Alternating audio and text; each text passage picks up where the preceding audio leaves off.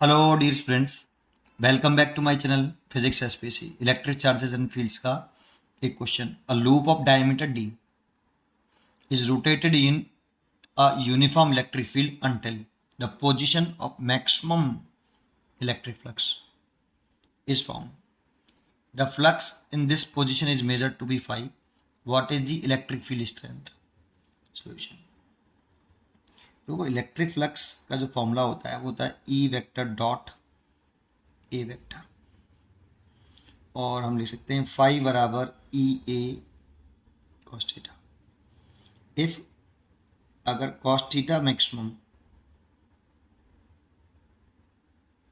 Then electric flux maximum, और इस maximum electric flux की जो वैल्यू है हमें यहाँ पे गिवन है फाई, लेकिन कॉस थीटा की जो वैल्यू मैक्सिमम होती है कॉस के टेबल में सबसे जो बड़ी वैल्यू होती है वो +1।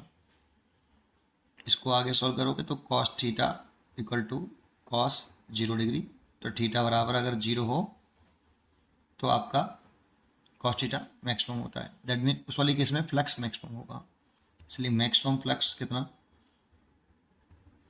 ई ए।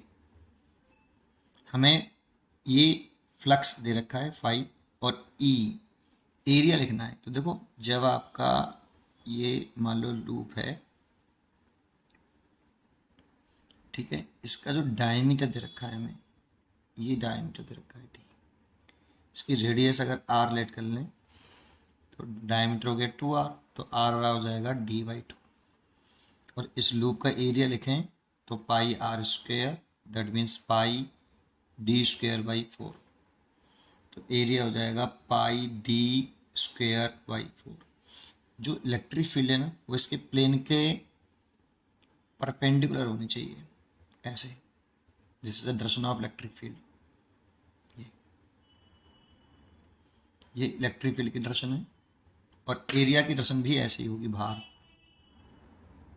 ठीक है। तो ई और एरिया की डायरेक्शन अगर सेम तो थीटा 0। यहाँ पे जो थीटा होता है वो angle between E vector and direction of theta, angle between E vector and direction of area vector, direction of area vector A, जो 0 डिग्री है। तो इस वाले केस में इलेक्ट्रिक फील्ड प्लेन के परपेंडिकुलर होना चाहिए, और एरिया की डायरेक्शन ऐसे देखो, तो थीटा 0 डिग्री, और इस वाले केस में इलेक्ट्रिक फ्लक्स मैक्सिमम होगा जो कि फाई है।